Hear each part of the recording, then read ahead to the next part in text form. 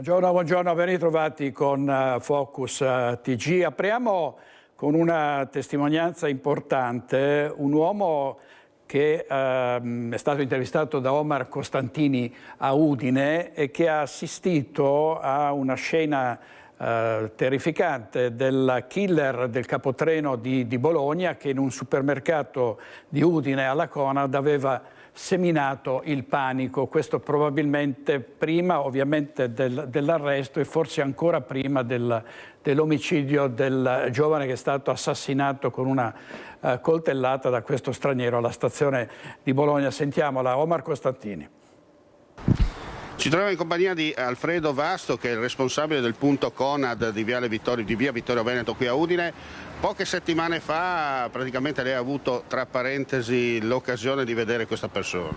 Sì, è stato qua appunto a ottobre, era stato qua una sera, aveva imboscato, aveva rubato delle lattine di birra e noi l'avevamo sorpreso, l'avevamo fermato e chiaramente non voleva saperne di pagarle, e allora a quel punto abbiamo detto che avremmo chiamato i carabinieri e lui con un'aria molto strafottente, molto spavalda è stato qua, ha detto sì, li aspetto, e ha cominciato ad aprire tutti i cioccolatini che c'erano lì nei dintorni delle casse, li mangiava e buttava per terra le carte, poi ad un certo punto si è seduto su una cassa e proprio in maniera molto spavalda ad aspettare che arrivassero i carabinieri. Ha cominciato, poi si è innervosito, si vedeva che non era una persona a posto, ecco, che ha cominciato a innervosirsi, ha buttato per terra un paio di espositori di caramelle e cioccolate e poi sono arrivati i carabinieri che l'hanno fermato. E il problema vero è che poi dopo 2 ore era di nuovo in giro. Che purtroppo sappiamo come è accaduto già nei giorni scorsi in occasione di quanto ha commesso a Bologna. Senta, ma la prima impressione che ha avuto quando è entrato sembrava un cliente normale, possiamo dire, no? Sì, apparentemente sì, sembrava un cliente normale. Poi nel momento in cui ci abbiamo avuto a che fare si vedeva subito che era una persona che non era stabile emotivamente, ecco, quindi anche per come ha reagito di fronte al fatto che avremmo chiamato i carabinieri, era uno che si vedeva che non aveva assolutamente nulla da perdere e che non gli interessava nulla soprattutto. Certo, la fortuna è stata che probabilmente con la presenza di più persone non è passato al piano B. Ecco. Sì, non è passato al piano B in quel momento, ma poteva farlo tranquillamente, come al ragazzo di Bologna, qui poteva tranquillamente fare la stessa cosa anche qua. Grazie per la sua testimonianza, la lasciamo al lavoro perché so che insomma che lei ha gli impegni e il tempo è tiranno. Allora da via Vittorio Veneto è tutto, ripasso la linea allo studio. Grazie molto al nostro inviato Omar Costantini da Udine, a dimostrazione che siamo circondati da violenti e da squilibrati che sono liberi di colpire. E a proposito di violenze, adesso andiamo a Cavarzere in diretta da Ilaria Marchiori e da Sandro Ponchio per la parte tecnica, perché un uomo ha tentato di appiccare il fuoco alla moglie che è stata salvata dal figlio, e quest'uomo 43enne è stato arrestato a te Ilaria.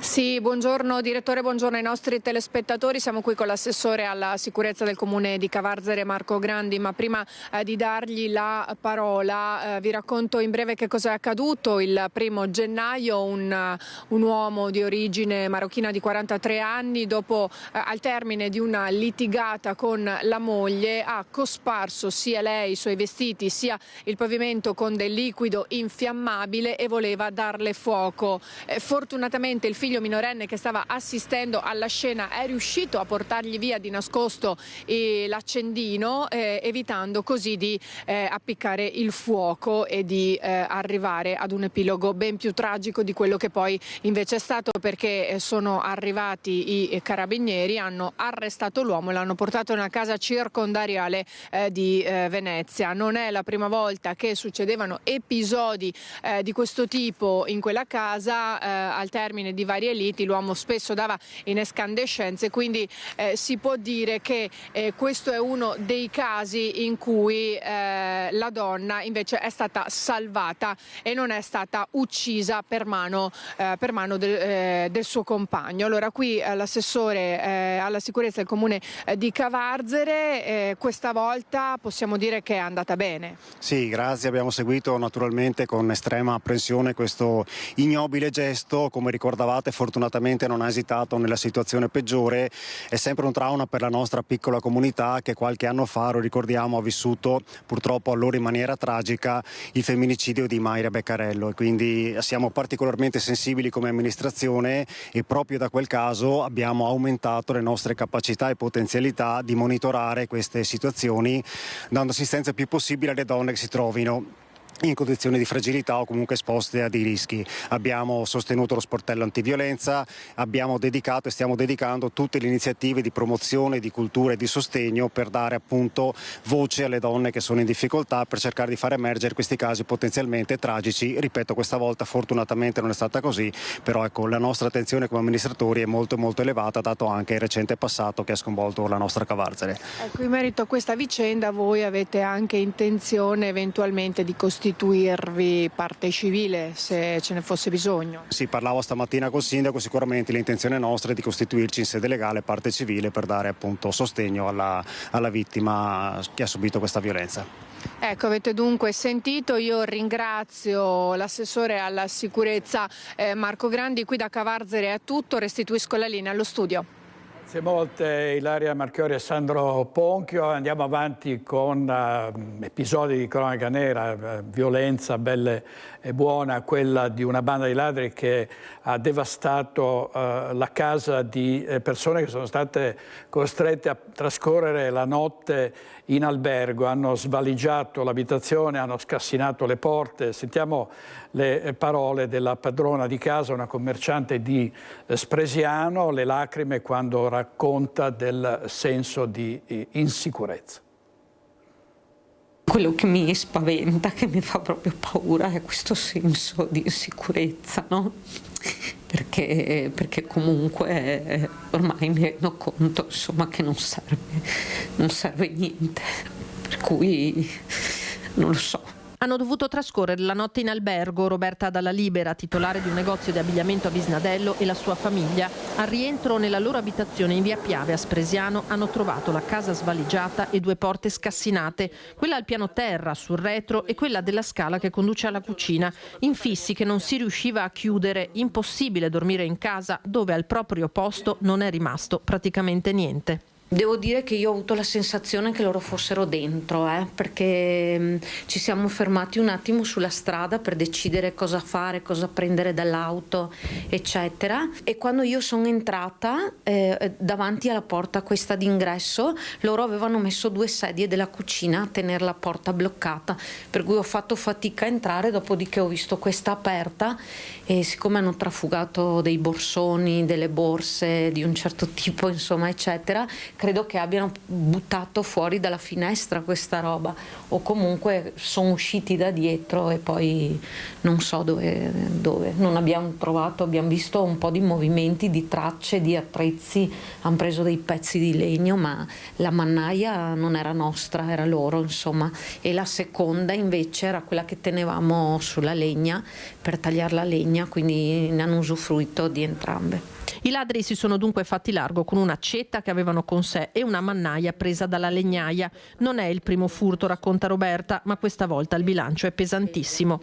Ma hanno portato via tutto quello che c'era da portare via, quindi oro, orologi, c'erano delle borse importanti, insomma hanno portato via 2 borsoni da viaggio, 3-4 borse, una fede di diamanti, braccialetti, anelli, tutto quello che c'era, gli orologi dei miei genitori.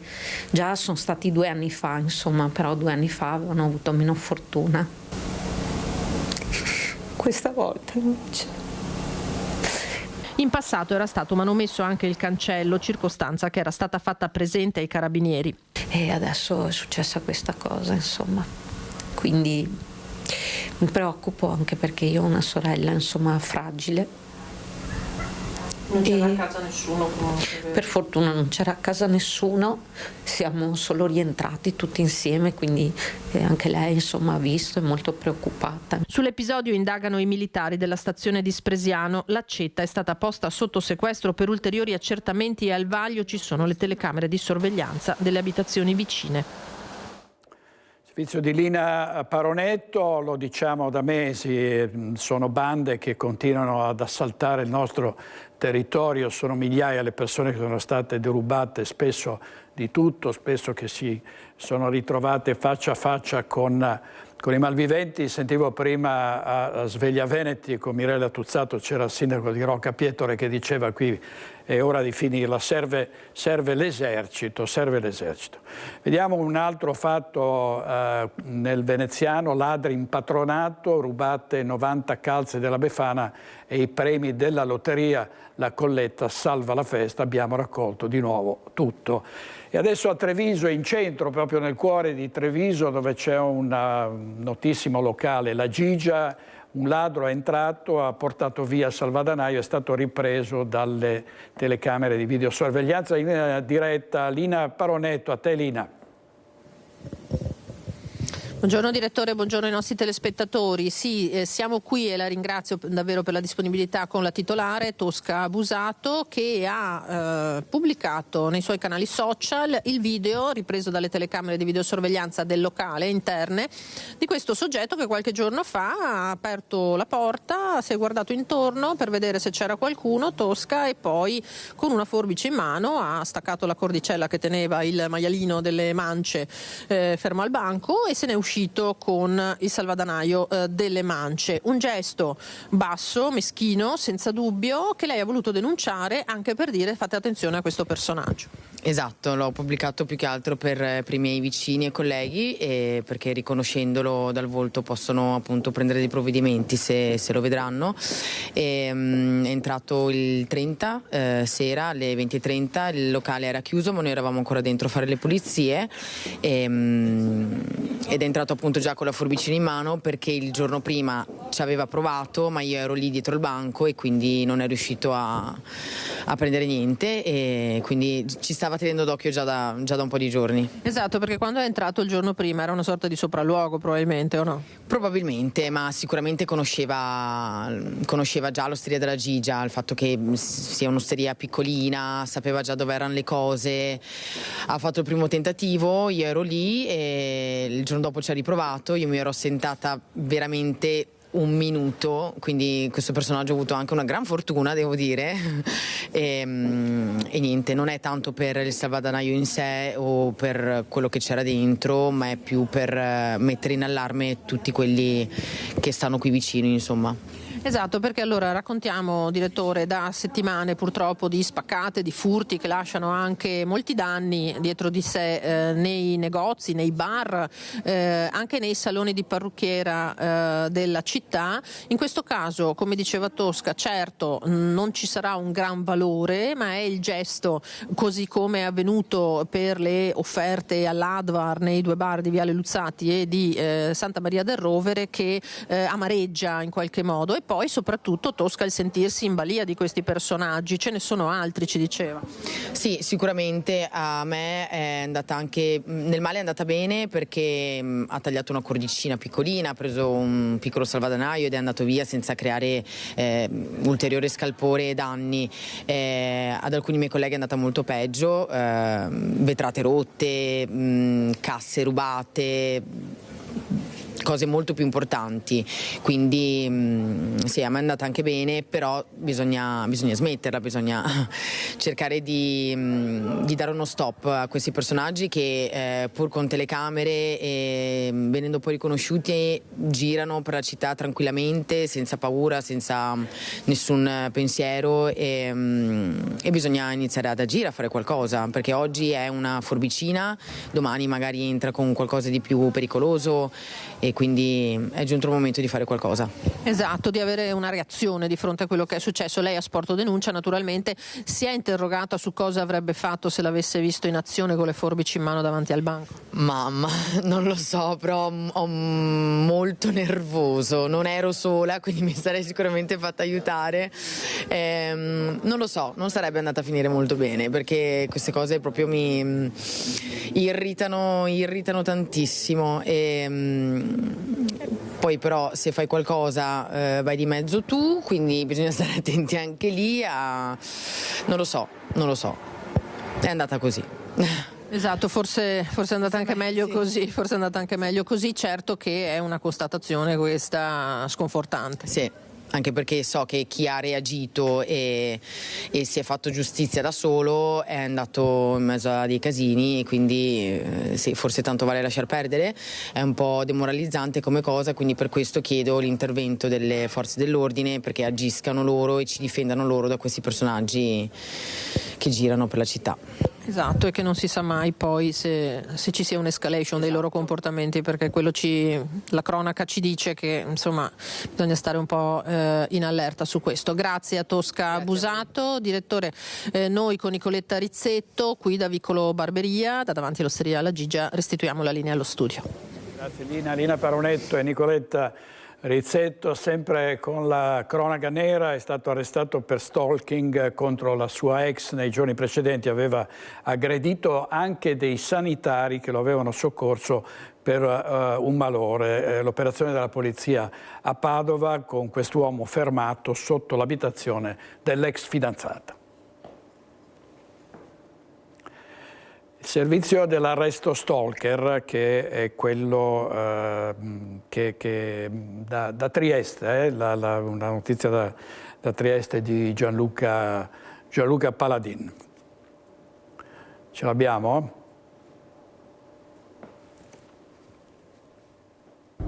Nell'ultimo mese le aveva reso la vita un inferno, è stato arrestato mentre fuori dalla sua abitazione in piena notte le stava urlando minacce di morte. I poliziotti delle volanti di Padova hanno arrestato un 49enne che in via Chiesa Nuova alle 4 del mattino stava molestando la sua fidanzata. La donna aveva chiamato la polizia disperata, l'ex fidanzato pretendeva di entrare nell'appartamento. Quando sono arrivati sul posto gli agenti hanno trovato il 49enne alterato e agitato e hanno ricostruito la vicenda, un rapporto segnato dalla violenza e da atti persecutori dell'uomo nei confronti della 36enne. I due infatti avevano una relazione dal luglio scorso, interrotta però a dicembre di fronte ai comportamenti sempre più aggressivi e violenti dell'uomo. Nonostante ciò la donna gli aveva consentito ogni tanto di frequentare la sua abitazione, ma la situazione era ulteriormente peggiorata. Il 2 gennaio la 36enne aveva ricevuto un messaggio in cui l'ex le intimava di rientrare in casa minacciando di incendiare l'abitazione con i suoi anziani genitori all'interno. Nemmeno la denuncia aveva fermato l'escalation di violenza dell'uomo, che 2 giorni dopo le aveva inviato un altro messaggio con minacce di morte, tornando sotto la sua abitazione e tentando persino di scavalcare il cancello dell'edificio.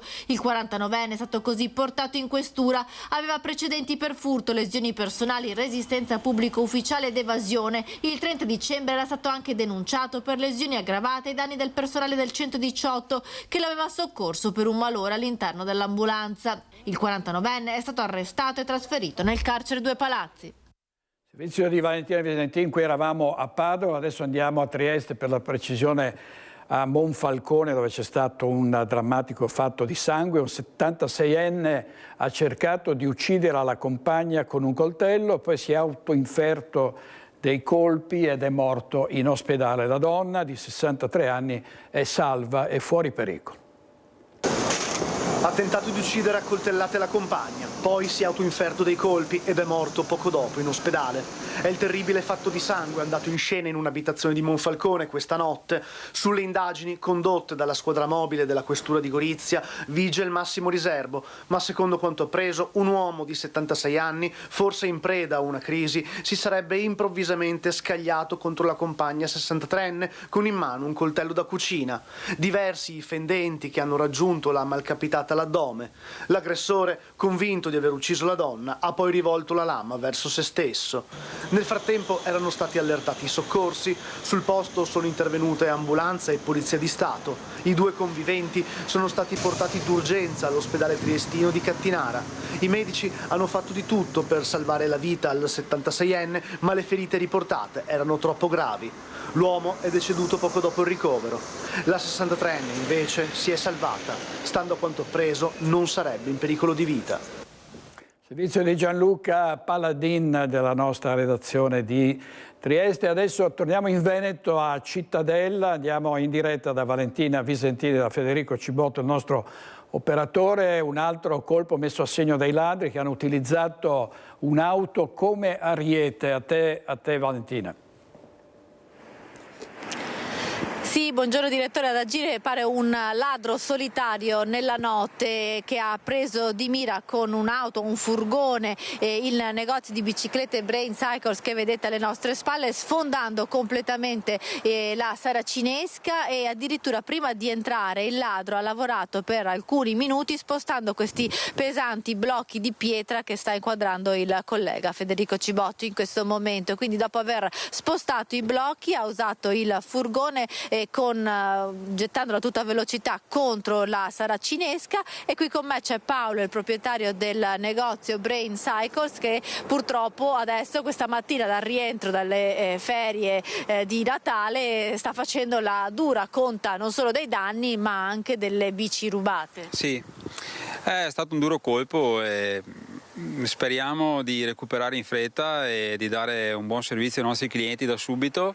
È stata dura da vedere così quando sono arrivato, però dai.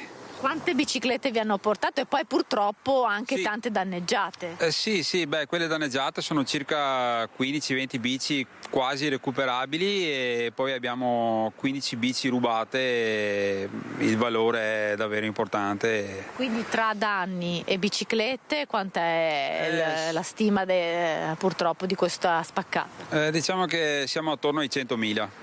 E purtroppo non è la prima volta che venite colpiti da un furto di questo tipo? No, infatti è già la seconda volta nel giro di 4 anni. Fa male. Sì, veramente sì. Però dai, cerchiamo di recuperare subito e ci rimbocchiamo le maniche e via di nuovo, insomma. I carabinieri sono arrivati quando è scattato l'allarme e tra le altre cose sono entrati dal cancello mentre il ladro stava scappando verso i campi con il furgone, quindi i carabinieri hanno anche tentato di bloccarlo. Sì, sono stati bravi, sono arrivati subito e veramente bravi. In 7 minuti, è durato 7 minuti circa il furto e loro sono arrivati proprio alla fine quando il ladro stava andando via e hanno cercato di fermarlo, però non sono riusciti e Ora però i carabinieri stanno indagando, al vaglio ci sono le immagini delle telecamere di videosorveglianza che hanno ripreso appunto il ladro nei 7 minuti in cui ha fatto la razzia. Si spera appunto di poterlo individuare per dare almeno giustizia a Paolo, che nel giro di 4 anni ha subito 2 furti avete sentito, è ingente non solo il danno perché c'è una vetrata da rifare, la saracinesca da rimontare e poi anche tutte le biciclette da riparare. Il negozio però tornerà aperto in pochi giorni. Sì, io penso che in 4-5 giorni riusciamo a recuperare un po' tutta la situazione e i nostri clienti dovranno avere un po' di pazienza e poi ritorniamo come sempre a bomba. Grazie a Paolo e la linea può tornare allo studio. Inviati a Cittadella e adesso ci spostiamo a Tezze sul Brenta, dove ci sono Vanessa Banzato e Alessandro Costacurta, perché è scomparso da giorni il paladino dei contrari all'autovelox, è un vero e proprio giallo. Sentiamo tutti i particolari, a te Vanessa. Buongiorno a te direttore, a tutte le persone che ci stanno seguendo. Sì, in realtà si tinge sempre più di giallo questa vicenda, la scomparsa del super consulente della battaglia contro gli autovelox irregolari, Antonio Menegon. Menegon vive proprio in questa abitazione, ci troviamo a Tezze sul Brenta al Civico 4, vedete tutto sbarrato, tutto chiuso.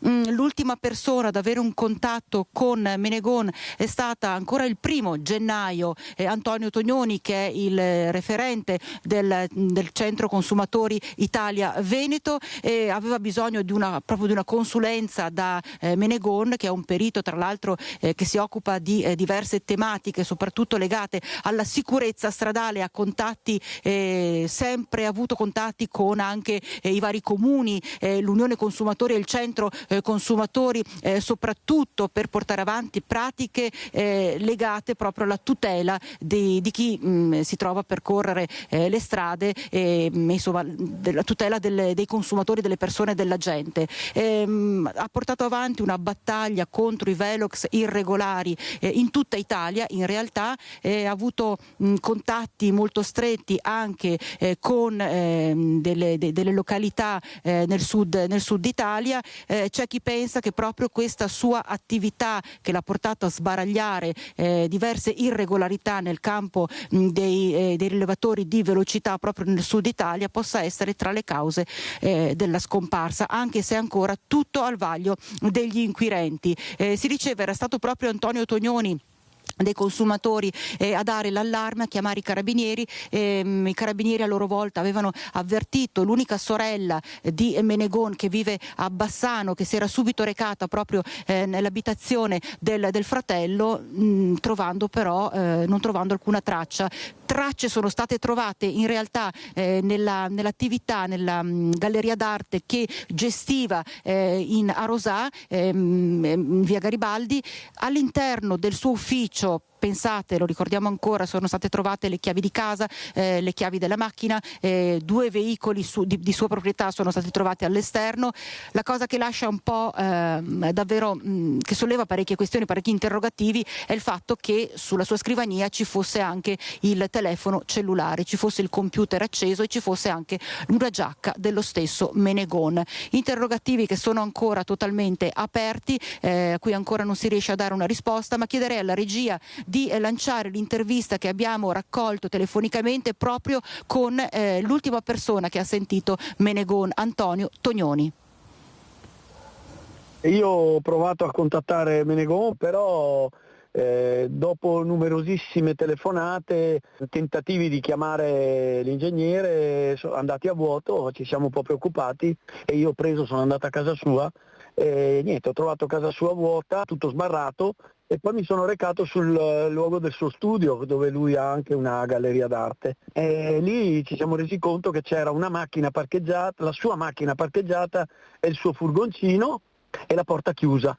A quel punto abbiamo chiamato i carabinieri, abbiamo chiesto di contattare magari la sorella, ci siamo recati lì, abbiamo chiamato i vigili del fuoco e con i vigili hanno forzato le porte, siamo entrati e di lui non c'è traccia. Tra l'altro anche il telefono cellulare l'avete trovato nel suo ufficio?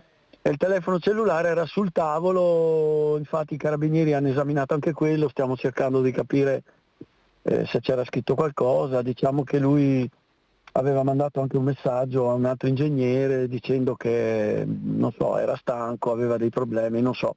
Io più di tanto non so perché... Ma che idea si è fatto lei? Non lo so, guardi, io sono estremamente preoccupato perché lui mi parlava spesso dei problemi che aveva avuto quando stava facendo le indagini su ordine della Procura di Cosenza sui velox. Insomma, non si era fatto molti amici nell'ambiente, era abbastanza temuto. Non si scarta neanche una possibile ritorsione, quindi? Mi auguro di no. Lui però aveva avuto quell'episodio l'anno scorso che ignoti gli avevano dato fuoco alla macchina. Vedremo, speriamo bene che magari i motivi siano altri e si possa concludere in maniera positiva questa situazione. Ecco, abbiamo sentito Antonio Tognoni parlava di un messaggio che pare sia stato confermato, in cui lo stesso Menegon scriveva: oggi sono stanco non per rassegnazione ma per una stanchezza costruita nel tempo dall'assenza di risposte. È fine anno, scriveva Menegon, magari qualcuno raccoglierà il testimone, per me è tempo di andare. Ovviamente queste sono dichiarazioni che stanno preoccupando e non poco soprattutto la sorella di Menegon. Poi ci sono notizie frammentarie che sono ancora da accertare, a cominciare da quella che secondo la quale Menegon sarebbe stato visto, almeno da quanto si è rilevato dalle immagini di una telecamera della videosorveglianza privata, visto salire su un furgone proprio il 2 di gennaio. Ovviamente questa è una notizia che è ancora da accertare, però insomma si è parlato anche di questa della presenza di questo furgone bianco su cui Menegon sarebbe salito il 2 di gennaio.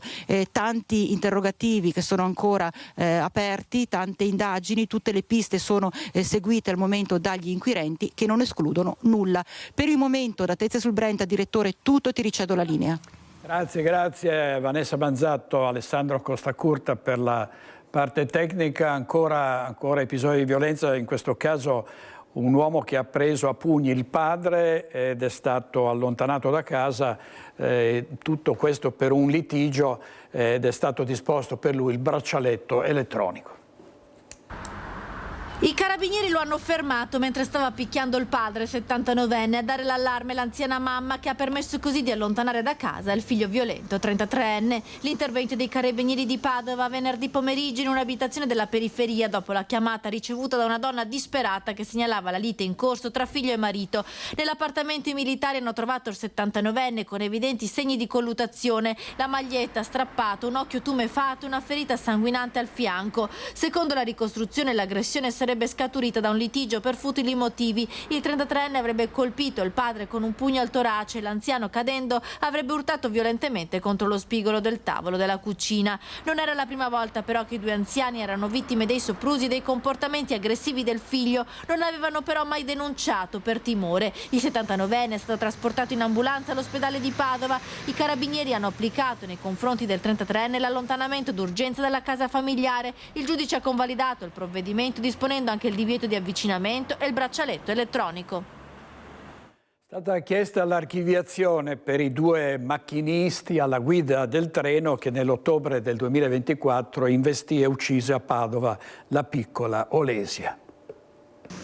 Il treno viaggiava sotto i limiti di velocità. La procura di Padova ha chiesto l'archiviazione per i macchinisti alla guida del convoglio merci che il 10 ottobre del 2024 ha investito e ucciso la 12enne ucraina Olesia Ciprianchuk mentre stava attraversando il passaggio a livello in via Friburgo, in zona San Lazzaro. I due uomini, un 65enne e un 63enne, erano indagati per omicidio colposo, ma secondo la consulenza tecnica che ha analizzato la scatola nera e visionato i filmati delle telecamere di videosorveglianza è stata rilevata la velocità del convoglio e il treno viaggiava a 52 km/h in un tratto dove il limite era di 60 km. Inoltre l'impianto frenante era stato azionato pochi secondi prima dell'impatto, emettendo il segnale sonoro. Le sbarre del passaggio a livello poi erano abbassate e le telecamere hanno ripreso la 12enne che scavalcava e poi attraversava i binari. I macchinisti hanno tentato la frenata ma non sono riusciti ad evitare l'impatto. Olesia, 12 anni appena, era arrivata a Padova nel 2022 dopo essere scappata dalla guerra nel suo paese. Quel giorno stava tornando da scuola verso la struttura d'accoglienza che la ospitava. È stata confermata a Valdagno la demolizione del Ponte dei Nori, dove nell'aprile del 2025, come ricorderete, l'aprile scorso, morirono padre e figlio per il crollo di una parte di questa struttura. Sentiamo in diretta Marta Zatta con l'operatore Simone Squarcina. Te Marta. Sì, buongiorno ai nostri telespettatori. Esatto, ci troviamo proprio a Valdagno, alle nostre spalle quel che rimane del Ponte dei Nori, dove il 17 aprile dello scorso anno persero la vita Leone e Francesco Nardone. Ecco, ora ci sono importanti aggiornamenti sulla demolizione proprio che riguarda quel che rimane del ponte, ma vediamo prima di tutto il servizio. La Procura della Repubblica ha formalmente chiesto la demolizione del Ponte dei Nori a Valdagno, teatro 8 mesi fa della tragedia costata la vita a Leone e Francesco Nardon. Il crollo improvviso della struttura durante il maltempo ha costato la vita a padre e figlio, travolti dalle acque mentre transitavano in auto. Un passaggio delicato che si inserisce nell'indagine aperta per chiarire eventuali responsabilità. Nel registro degli indagati sono finite più persone, tra cui anche il sindaco di Valdagno, Maurizio Zordan. La Procura ritiene necessario procedere alla demolizione per motivi di sicurezza, per consentire ulteriori verifiche tecniche. Il Comune però frena. Senza risorse economiche certe, abbattere il ponte significherebbe lasciare il quartiere isolato senza avere la possibilità di avviare da subito la ricostruzione. Mancano infatti 3,7 milioni di euro promessi a livello ministeriale dopo l'alluvione. Fondi indispensabili non solo per demolire ma anche per spostare foglie e acquedotto e progettare il nuovo collegamento. Il sindaco Zordan, indagato ma collaborativo con gli inquirenti, ribadisce di voler rispettare le indicazioni della Procura, ma chiede garanzie economiche immediate per evitare che il territorio resti senza una infrastruttura vitale. Nel frattempo il Comune sta sollecitando la Regione per sbloccare i finanziamenti, una vicenda resa ancora più dolorosa dal ricordo della tragedia, mentre la comunità attende risposte e un percorso chiaro per restituire sicurezza e collegamenti alla zona del Ponte dei Nori. Ecco, appunto, quindi avete sentito, c'è proprio anche un problema legato ai fondi per la demolizione del ponte. Io in questo momento sono in compagnia dell'assessore ai lavori pubblici del Comune di Valdagno, Luca Basso. Il problema di questi fondi, come risolverlo? Avremo due possibilità di risolverlo.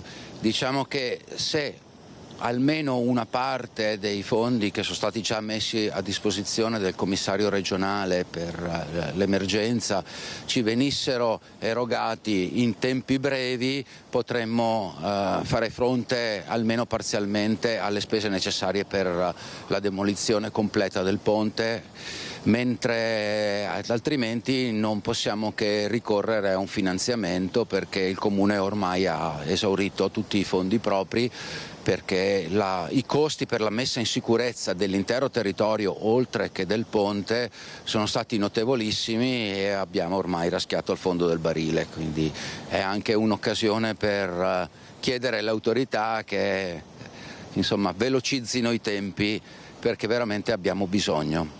E c'è anche inoltre un'altra difficoltà, ovvero che il Patchison, cioè il collegamento con le fognature e con l'acquedotto che interessa migliaia di utenze.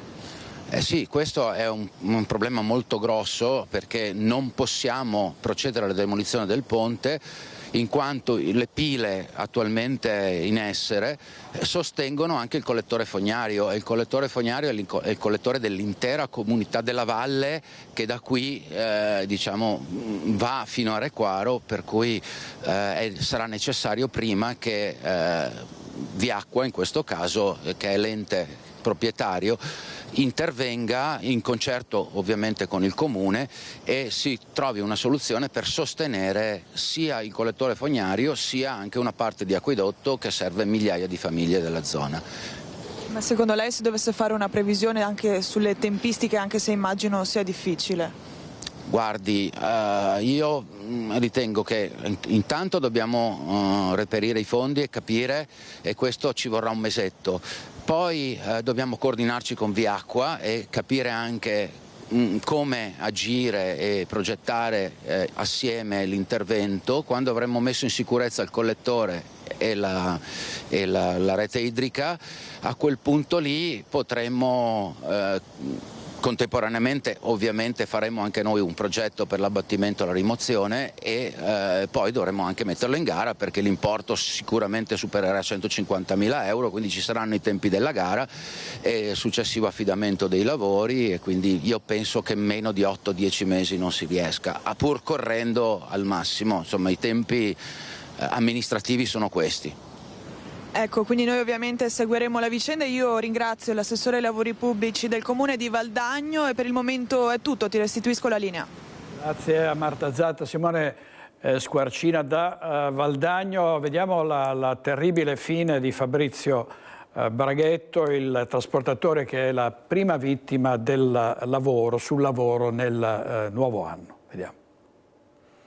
Una tragica fatalità o un malore. Cosa sia accaduto a Fabrizio Braghetto, prima vittima sul lavoro del 2026, verrà chiarita dalla Procura di Padova, che ha aperto un fascicolo per dare risposte ai familiari del 65enne di San Giorgio delle Pertiche, morto lunedì dopo essere scivolato dentro un compattatore della carta all'esterno dell'azienda Rizzato Calzature Megastore di Borgorico.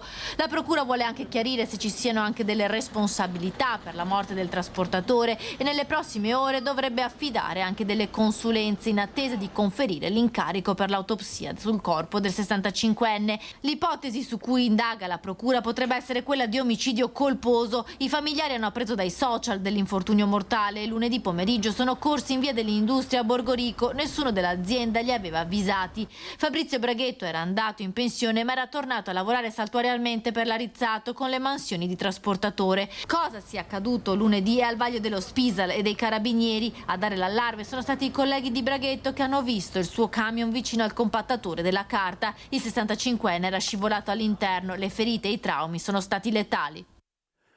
Momenti di paura a Villorba per un incendio che avrebbe potuto avere delle tragiche conseguenze. Provvidenziale è stato l'intervento dei vigili del fuoco.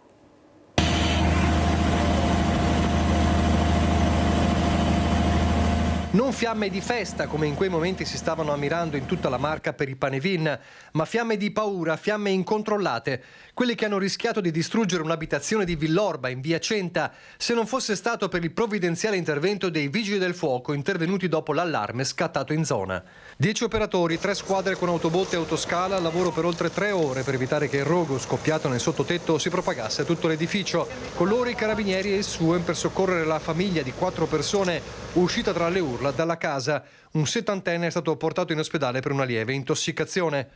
Tanta la paura anche nella via, chiusa al traffico per consentire le operazioni dei vigili del fuoco. A loro, per la prontezza dell'intervento, il grazie del sindaco Francesco Soligo che si è recato sul posto. La casa è agibile ma ha il tetto aperto in alcuni punti. Abbiamo espresso alla famiglia coinvolta la piena vicinanza dell'amministrazione comunale, scrive in queste ore il Primo Cittadino, e garantito tutta la nostra disponibilità per offrire supporto in questo momento davvero difficile. Servizio di Nicola Zanetti. Vediamo adesso dal giornale di Vicenza la prima pagina. I figli bruciano a 9 il patronato, i genitori si scusano e dicono paghiamo noi i danni. Le famiglie si sono incontrate con Don Luigi Schiavo, serviranno oltre 10.000 euro per ripristinare gli impianti elettrico e termico. Il caso della scuola nel bosco a Monfumo, con le indagini dei NAS e l'ordinanza del sindaco che ha disposto la chiusura della struttura di homeschooling gestita dall'associazione Noce senza autorizzazione di ULSS 2 e Regione. Non è il primo caso del genere nella Marca, almeno 3 gli interventi simili dei NAS negli ultimi 2 anni, una situazione che viene costantemente monitorata dai militari come dai sindaci. A loro si rivolge il presidente di ANCI Veneto e sindaco di Treviso, Mario Conte. Sono luoghi didattici dove i nostri bambini passano davvero molto tempo della loro giornata e quindi è fondamentale che il rispetto delle norme sia rigoroso, e quindi condivido l'iniziativa del sindaco di Monfumo e invito anche i colleghi a tenere alto il livello di attenzione, monitorare la qualità e le caratteristiche delle strutture, perché finché tutto va bene, ma nel momento in cui succede un problema poi siamo i primi a essere chiamati in causa. Quindi il rispetto delle regole per noi è essenziale, è fondamentale. Così Mario Conte. Invece a Vicenza il sindaco Giacomo Possamai firma la prima ordinanza del 2026 per contrastare il degrado, chiudendo anticipatamente alcuni locali e vietando la vendita di alcol. Le prime ordinanze dell'anno. A Vicenza il sindaco firma il primo atto del 2026 di una guerra contro il degrado che non inizia e non finisce oggi. I provvedimenti intervengono su problemi di ordine pubblico in cui è prevista anche l'adeguata vigilanza dei titolari dei locali nei confronti dei propri clienti. Abbiamo emanato un'ordinanza nei confronti di 6 locali della zona del Quadrilatero e di San Felice che vietano la vendita di alcolici dalle ore 14 e che anticipano l'orario di chiusura di molti di questi locali. Questo perché erano locali che stavano creando problemi nel quartiere, che stavano disturbando la quiete e soprattutto l'ordine pubblico in queste zone, quindi anche ascoltando le richieste che arrivavano molto forti dai residenti abbiamo deciso di intervenire. In tutto sono 6 le ordinanze nei confronti di altrettanti bar, negozi e call center a cui vengono intimate chiusure anticipate e divieto di vendita di alcol. Sì, sono 6 locali, alcuni sono dei call center, altri sono locali etnici, altri market etnici, sempre nella zona del Quadrilatero. Le ordinanze di oggi derivano da un'accurata attività di controllo della Polizia Locale di Vicenza, che nel 2025 ha effettuato 110 operazioni antidroga e antidegrado nel Quadrilatero e nelle zone vicine, 95 delle quali con arresti e denunce. Dopo l'istituzione della zona rossa da parte del prefetto, sono stati osservati dalla Polizia Locale spostamenti di spacciatori e consumatori di droga con assembramenti di personaggi spesso aggressivi nelle vicinanze di locali che forniscono bevande alcoliche a prezzi convenienti. Il senso dell'ordinanza è proprio intervenire limitando la possibilità di vendita dell'alcol, soprattutto dopo una certa ora e quindi in orario serale, anche per dare una percezione, diciamo così, di maggior sicurezza anche all'interno di questo quartiere a beneficio di chi ci abita. Noi siamo naturalmente a favore del commercio che aiuta a far vivere la città, ma chi invece favorisce degrado, crea problemi nei quartieri, va punito. La politica regionale, il manifesto di Luca Zaia pubblicato dal Foglio, molte polemiche, molte reazioni favorevoli e contrarie, tra queste c'è quella del generale Vannacci che dice non è il mio riferimento. Ma sentiamo che cosa è successo con il servizio del nostro caporedattore centrale Nicola Zanetti. Sottoscrivo al 1000 per 1000 il manifesto politico di Zaia. Siamo in tantissimi però a sperare che ora venga realizzato veramente. Ad oggi infatti tutte le persone che la pensano come lui sono state messe nella condizione di non nuocere alla linea ufficiale. Le ultime elezioni regionali e le decisioni prese a oggi in Veneto sono lì a dimostrarlo. Il post di Alberto Villanova è lo scenario di una Lega in subbuglio. Il primo grattacapo politico da governatore per Alberto Stefani prende la forma di quel Luca Zaia dal quale ha ricevuto il testimone per Palazzo Balbi e quello simbolico del Panevin di Arcade. Perché se è vero che lo stesso Stefani sembra benedire i punti del manifesto che Zaia ha affidato al Foglio, è altrettanto vero che il partito, anche e soprattutto in Veneto, discute e rumoreggia non poco. Andiamo con ordine. Sul quotidiano diretto da Claudio Cerasa, l'ex governatore mette in fila 5 punti per una nuova destra che sia liberale, che si svecchi, che guardi oltre. Autonomia, sicurezza, soprattutto sociale. Qui una presa di posizione chiara su fine vita, diritti civili e integrazione. Per molti nulla di nuovo rispetto a quanto già detto in passato da Zaia, ma certo nella forma di una dichiarazione nettamente politica che sembra voler indicare una nuova via. In poche ore arrivano le prime reazioni. Mentre da via Bellerio Salvini resta in silenzio, è Roberto Vannacci a esprimersi lapidario. Zaia non è il mio riferimento. Parole e musica di uno dei 2 vice segretari federali del Carroccio. L'altro appunto è Stefani, che in serata ad Arcade commenta le parole di Zaia come un intervento di spessore perché rilancia temi cruciali per le sfide del futuro. Sono idee che fanno parte del patrimonio politico e culturale del nostro movimento, tra l'altro alcuni accenti sul tema demografico, sul tema sociale fanno parte del cuore del nostro programma di governo. Ma Radio Lega racconta in queste ore di divisioni profonde nel partito. Il post di Villanova è una cartina di tornasole. L'altra parte in queste ore a Cicchini e Carroccio parla di semplice rancore perché è stato tenuto fermo alle regionali e non la manda giù. E molti mettono nel bersaglio lo stesso Zaia. Voce ricorrente, quel manifesto ha destabilizzato, cosa ha intenzione di fare? Negli anni Zaia non ha certo vinto né ha ottenuto consenso parlando di fine vita, immigrazione o unioni civili, né certo ha mai posto questi temi al federale quando avrebbe potuto farlo. Stesso pensiero per chi la diatriba la guarda da fuori, il centro-sinistra. Io mi ricordo bene quando Zaia, su un tema importante che era il tema del fine vita, adottò delle posizioni che erano evidentemente in contrasto con quelle sia di Vannacci sia di Salvini stesso. Come non è riuscito quella volta da presidente della regione con un consenso vastissimo e con anche una maggioranza vastissima in regione a rendere maggioritaria quella posizione all'interno di un consiglio regionale in cui aveva il 70% dei consiglieri, riuscirà adesso dentro la Lega da presidente del consiglio regionale a far diventare quel manifesto qualcosa di più?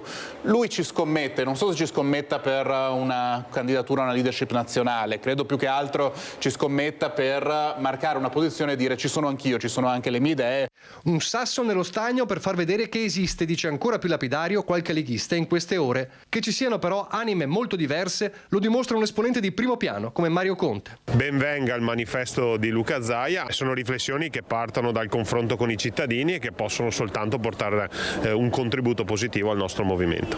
E cosa ne pensa di Vannacci che continua a tirare frecciatine a Zaia dicendo non è un mio punto di riferimento? Ma insomma queste sono riflessioni personali, però credo che invece in Veneto e anche nel resto dell'Italia Zaia possa essere un punto di riferimento importante, così come lo è ovviamente il nostro segretario federale Salvini.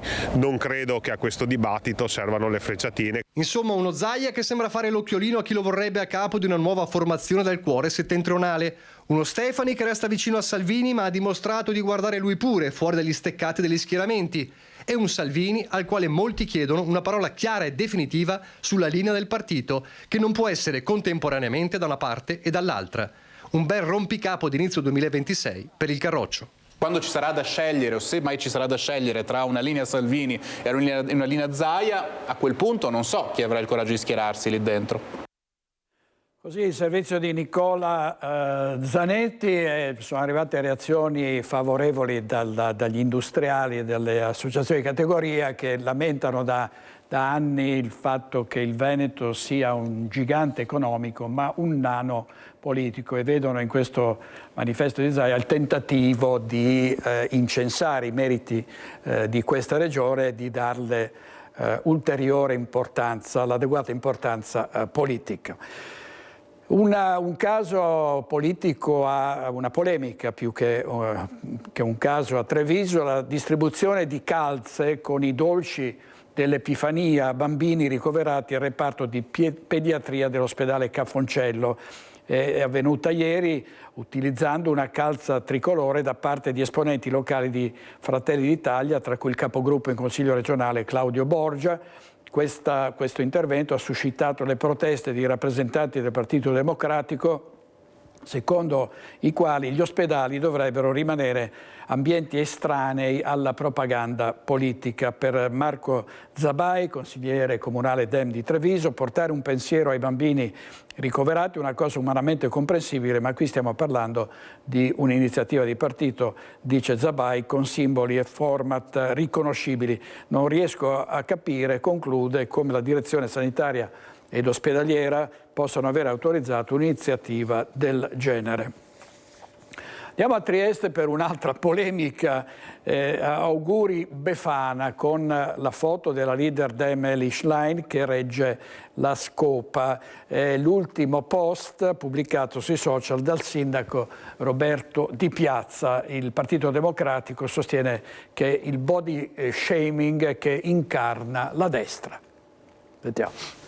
Partito Democratico del Friuli Venezia Giulia su tutte le furie per questo. È l'ultimo post pubblicato sui social dal primo cittadino di Trieste, Roberto Di Piazza. Tanti auguri Befana, con la leader dei Dem Eli Schlein con la scopa in mano e appunto raffigurata come l'iconica figura simbolo dell'Epifania.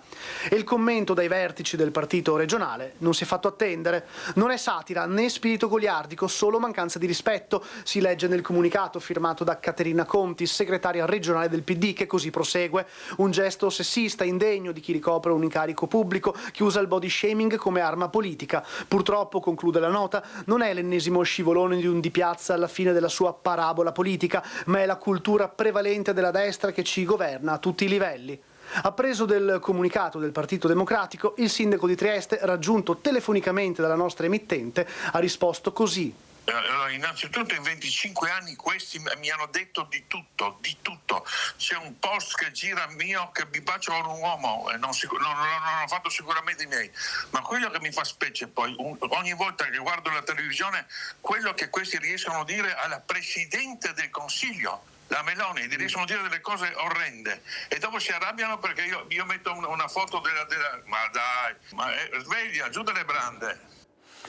Così il primo cittadino di Trieste, Roberto Di Piazzo, che è spesso ospite di Tele4, la nostra emittente di Trieste. Intanto torniamo al Veneto, la regione che è in esercizio provvisorio con l'assessore al bilancio Filippo Giacinti, che però assicura il bilancio sarà approvato entro aprile. Le tasse resteranno invariate, la manovra varrà, ha detto l'assessore Giacinti, 18 miliardi.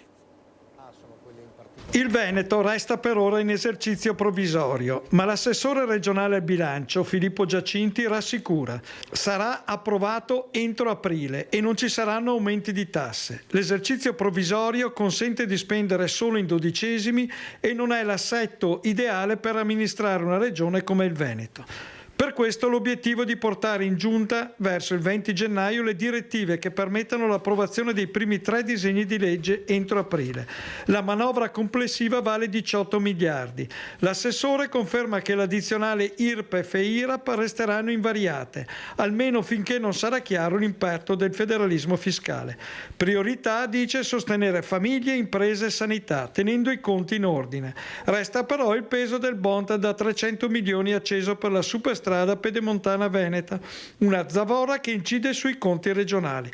Ma per Giacinti la strada è quella della gestione prudente, senza allarmismi. Sul piano politico l'assessore di Fratelli d'Italia rivendica la compattezza della maggioranza e assicura: il Veneto continuerà a garantire servizi senza toccare il portafoglio dei cittadini.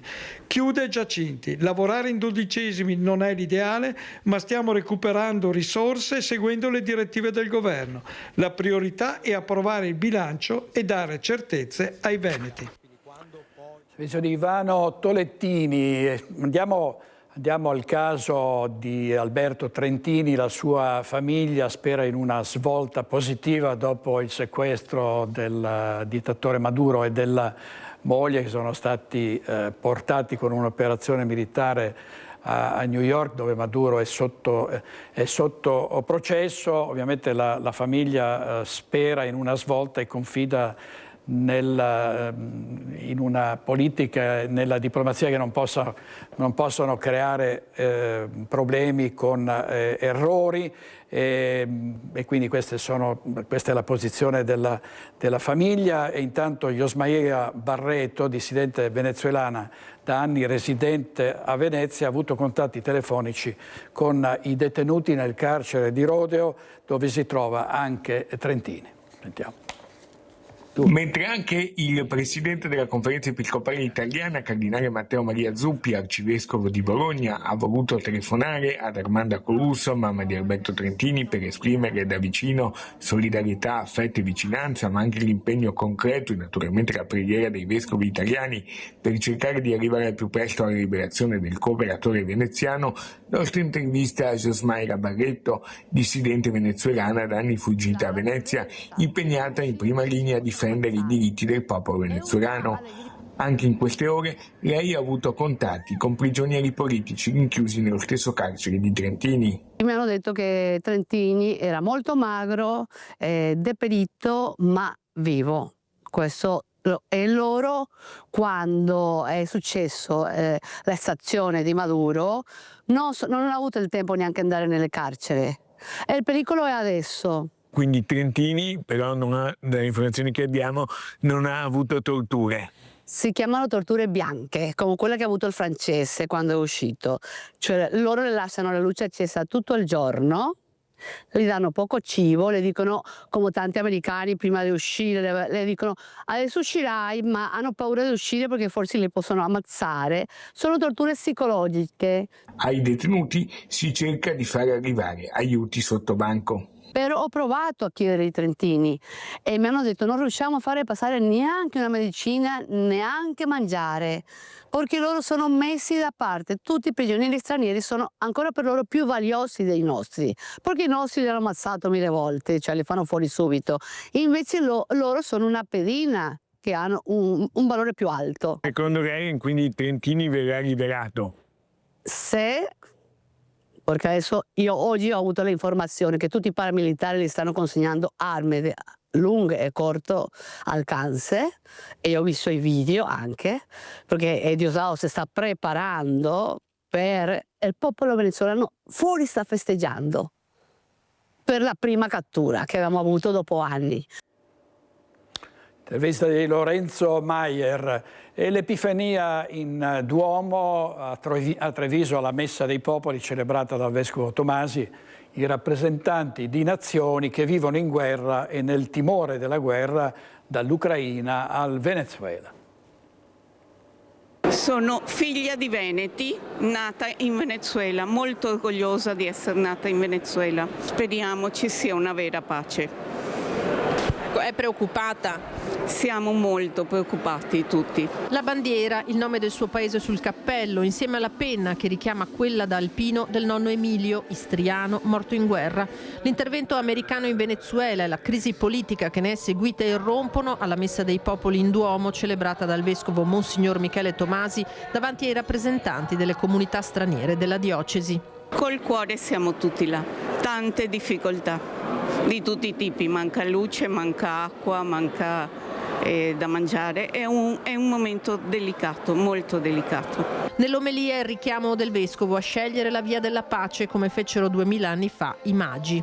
Anche oggi noi possiamo decidere nelle nostre famiglie, nelle nostre comunità, nella comunità nazionale e internazionale possiamo decidere da che parte stare. Preghiamo davvero il Signore perché chi si ricorderà di questo tempo non ci annoveri accanto ai succubi di Erode, ma ci veda in cammino assieme ai saggi per cercare vie di giustizia, di libertà e di pace.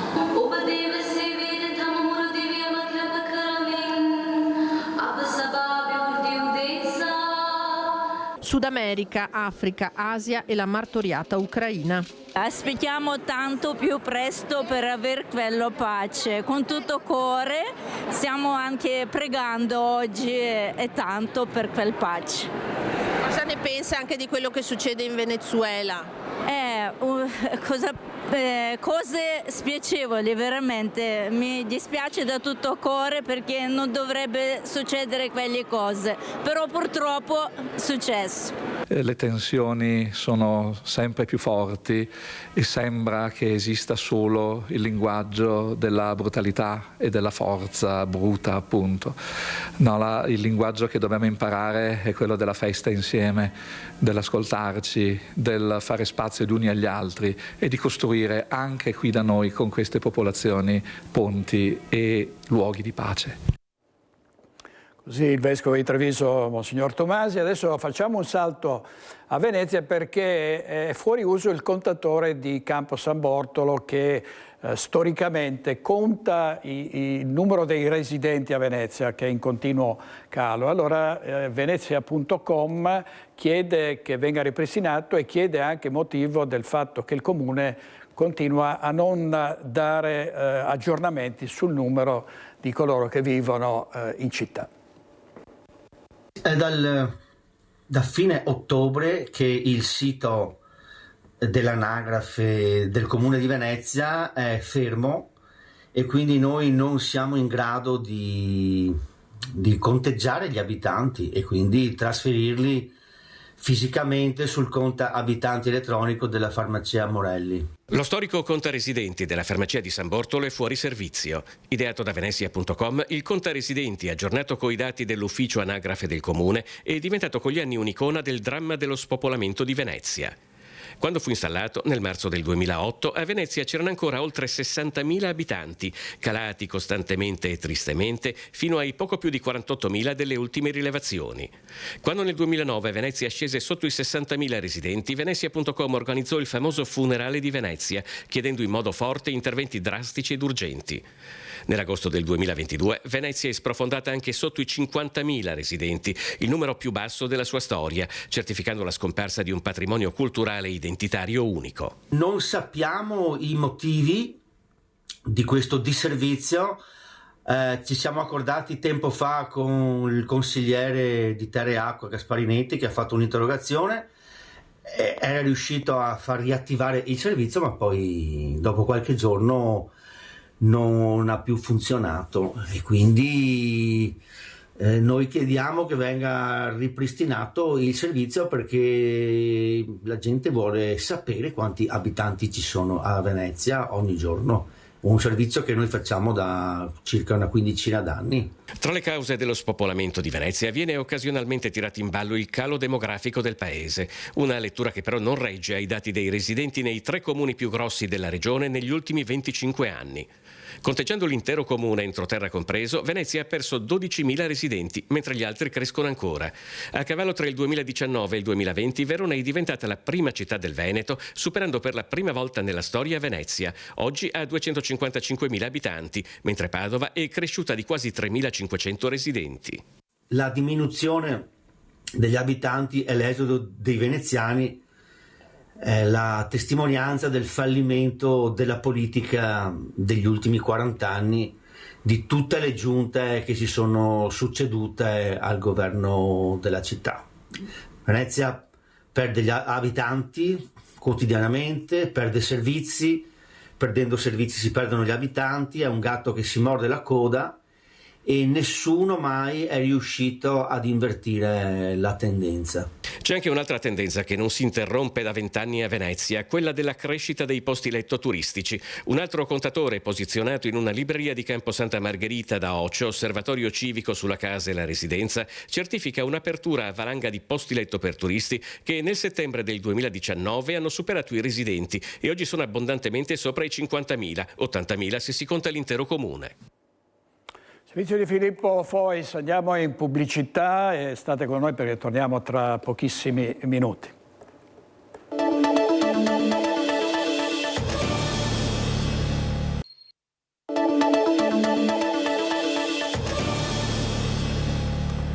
La fulminea, improvvisa operazione militare senza precedenti che in Venezuela ha portato all'arresto del dittatore Maduro e di sua moglie, ordinata questa operazione dal presidente Donald Trump in un momento drammatico per il pianeta, per i tanti conflitti che sono in corso, e ci si chiede davvero se il presidente americano, che nel frattempo pretende di possedere la Groenlandia, che appartiene alla Danimarca, che minaccia di altrettanti attacchi i governi di Messico e di Cuba, ci si chiede se sia nel pieno delle sue facoltà mentali. Partiamo da questo e parleremo anche d'altro con il dottor Mirko Casteller, psicologo, psicoterapeuta. Buongiorno dottore, buongiorno, bentornato. Buongiorno direttore, buongiorno. Ecco, senta, davvero credo tutti siamo rimasti tutti impressionati da questo blitz degli Stati Uniti, ma da una situazione generale che sembra portare verso un'escalation senza fine, con apertura di nuovi fronti di conflitto, scontri tra paesi per ora diplomatici, ma sappiamo che ci sono tragedie in corso come quella di Gaza e come quella dell'Ucraina. Non è altra benzina sul fuoco, cioè questo ormai quasi 79enne capo della Casa Bianca può essere annoverato tra coloro che hanno qualche problema dal punto di vista della salute mentale, o è una lucida follia? Ma guardi direttore, domanda molto interessante la cui risposta non può essere univoca. Mi spiego. Clinicamente si dice che esiste patologia se c'è diagnosi. In questo caso chi ha il coraggio di fare una diagnosi? Rischia di essere preso a casa propria, come è successo in un paese vicino, e probabilmente trasportato negli Stati Uniti. È una battuta, però il tema vero è che non ci si può permettere di giudicare alcuni potenti nemmeno all'interno del perimetro della pratica clinica. Questa è la premessa. La mia opinione è che oggi abbiamo perso un po' il contatto con la realtà e che se il popolo perde il contatto con la realtà ci sono comunque forme di orientamento per riportarlo nella retta via. Quando i potenti nel mondo, ormai sono 2 o 3, non di più, che stanno controllando le dinamiche mondiali, perdono il contatto con la realtà, rischiano danni che sono veramente immensi.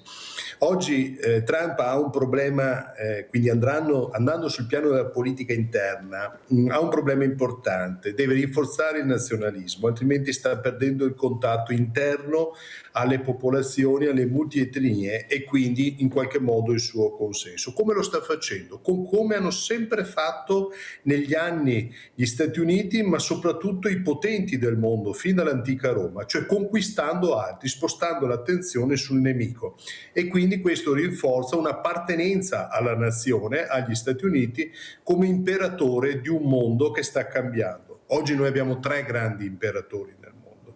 Ce ne abbiamo uno in Russia, ne abbiamo uno in Cina e ne abbiamo oggi uno negli Stati Uniti. Dialogano tra di loro, certo. Io direi che c'è quasi una federazione tra gli imperatori, come al tempo di Papa Gregorio. Quindi in qualche modo ci troviamo a ripercorrere la storia con una sorta di pazzia diffusa, se uso questo termine che probabilmente non è molto clinico, però è una pazzia che coinvolge i 3 grandi imperatori del mondo. Ecco, dottore, tra l'altro con l'Europa ancora una volta frastagliata, divisa, con Giorgia Meloni che sostiene questa operazione e altri invece che sono completamente contrari, no? Quindi si va avanti un po' anche questi governi navigando a vista con l'Europa che ormai è un vaso di coccio tra 2 o 3 vasi di ferro. L'Europa, dire che in qualche modo vive delle forti difficoltà interne è quasi banale. L'Europa non è un paese, purtroppo, sono le nazioni appartenenti all'Europa il vero paese. E in Europa, mi permetta, non c'è un imperatore, c'è tanti piccoli principi che tendono a imitare gli imperatori del mondo, ma non c'è un vero e proprio imperatore. Da un lato è positivo questo, perché favorisce molto il confronto, la dialettica, lo scontro anche acceso, ma spesso democratico, però porta tante volte a un'inconcludenza. La strada più breve qual è? Allinearsi al potere, e alcune nazioni, probabilmente anche la nostra, ha fatto la scelta strategica di allearsi ai potenti. È che oggi, rispetto al passato, a quale potente ci alleiamo? A Trump, per questa congiuntura, ma che cosa succederà oggi che la Cina si sta espandendo in modo significativo verso la Russia, con politiche economiche integrate con la Russia, tanto da prestare popolazione per sostituire i militari al fronte, nonché la forza lavoro all'interno della Russia. Quindi quello che noi ci possiamo aspettare è che nello scacchiere mondiale anche gli equilibri che oggi sembrano essere prevalenti negli Stati Uniti cambieranno. È che l'Europa è in attesa, cioè rimane un vecchio continente che ha dei tempi molto lenti e dei passi probabilmente anche quelli molto lenti e non lunghi. Non si può più andare via così lento. Oggi l'Italia è la più veloce, non ci sono dubbi a mio avviso in Europa, ma con una scorciatoia importante che è quella dell'alleanza con il più forte a seconda delle situazioni. Oggi è gli Stati Uniti, domani sarà la Cina, probabilmente la Russia. Quindi è un modello che comunque ci ha visto come dinamiche già nella seconda guerra mondiale. Gli italiani sono stati alleati ai tedeschi finché loro vincevano e dopodiché hanno fatto una virata veloce verso gli Stati Uniti. Diciamo che noi abbiamo questa capacità romana che pochi hanno al mondo di adattarci velocemente al potere.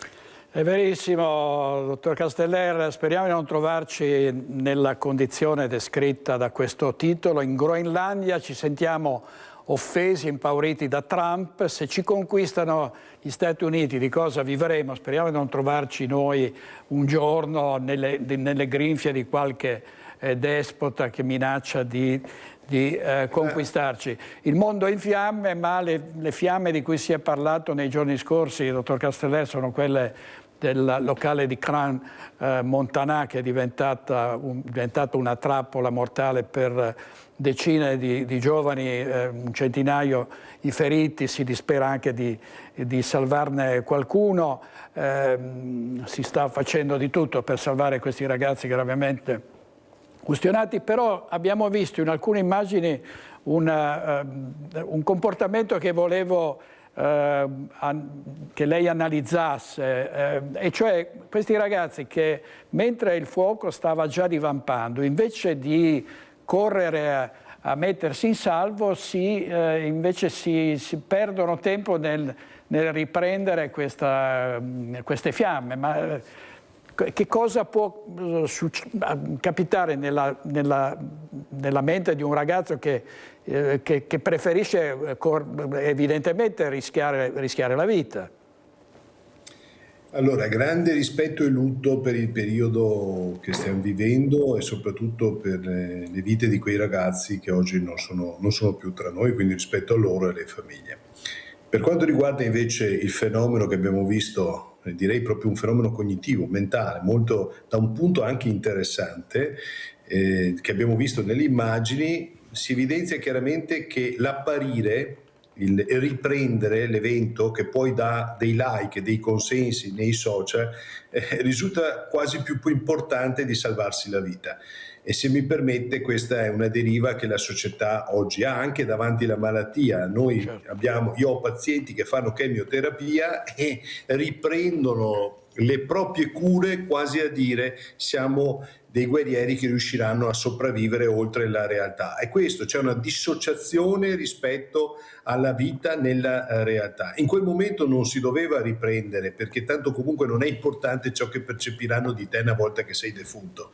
Quello che era importante è scappare, salvarsi, e sono state scelte diverse. Ci sono state delle persone che si sono salvate, ci sono state persone che hanno addirittura aiutato, entrando nel locale, alcuni ragazzi a salvarsi, e c'è stato invece chi riprendeva e si preoccupava probabilmente di una testimonianza necessaria ma successiva a quella che era l'atto della sopravvivenza della propria vita. La mente umana in quei momenti reagisce di solito, se sta nella realtà, salvandosi o comunque cercando delle vie di uscita più vicine possibile. La psicologia in qualche modo degli eventi traumatici ce lo insegna. Però in questo caso, a mio avviso, le nuove generazioni, le generazioni più giovani, sono più attratte dal riprendere gli eventi che non dal viverli direttamente, e quindi la vita diventa una variabile competitiva di un grande gioco. E nei social, come io ho sempre detto più volte nelle sue trasmissioni, la variabile non è il prodotto, cioè le scarpe, i maglioni, ma è la nostra vita, e i like che tu hai in termini di consenso e reputazione ti fa diventare importante, oltre la morte, perché ti rende eterno. La sensazione che si ha nel momento in cui si fanno queste riprese è una sensazione inconscia che l'individuo ha in quel momento, è quello di io sopravviverò comunque attraverso le immagini oltre la mia vita, e questo è una deriva patologica che stiamo vivendo nella società contemporanea.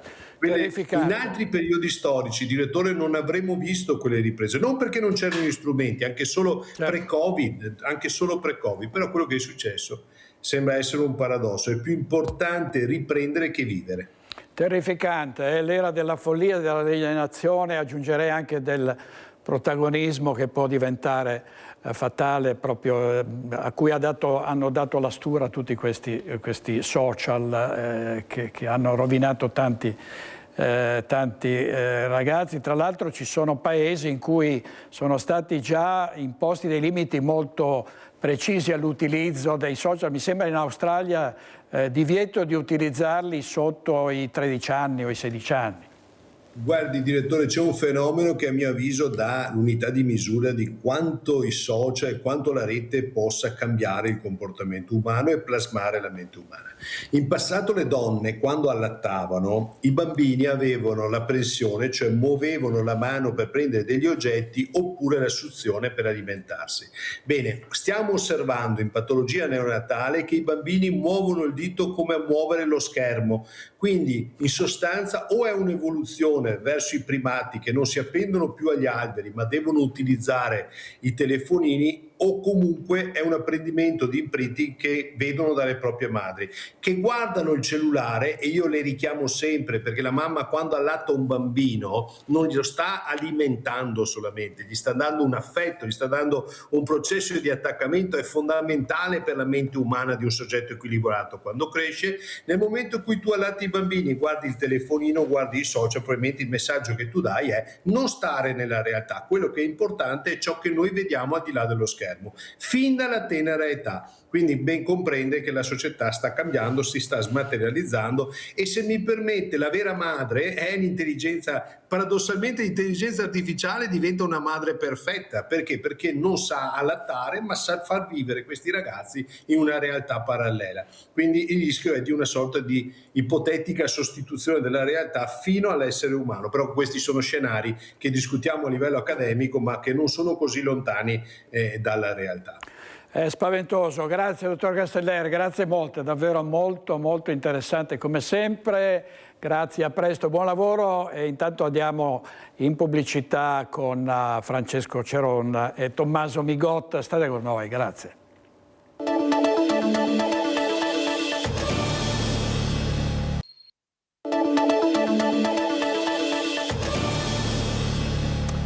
Una calza speciale per i bambini della pediatria di Padova grazie ai vigili del fuoco nel giorno della Befana. Ciao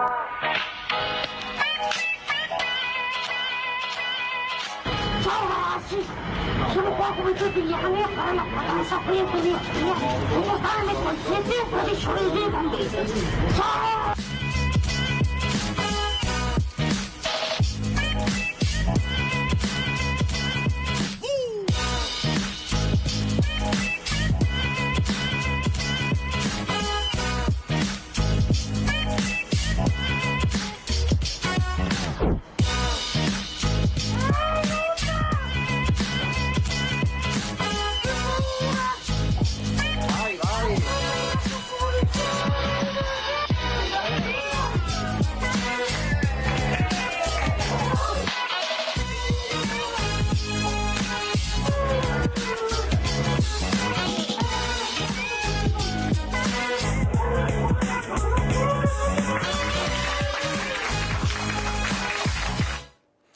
Invece a Belluno la Befana del poliziotto è arrivata in volo all'Aeroclub Dall'Oro sotto gli occhi di più di 100 bimbi.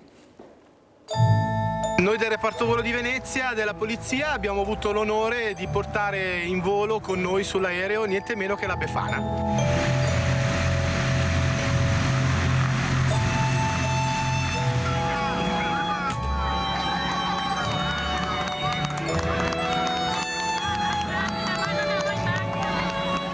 Oltre 120 bambini all'Aeroclub Dall'Oro di Belluno per la Befana del poliziotto, a cui la collaborazione tra Questura e 10° reparto volo di Venezia ha letteralmente messo le ali sotto gli occhi stupiti dei più piccoli.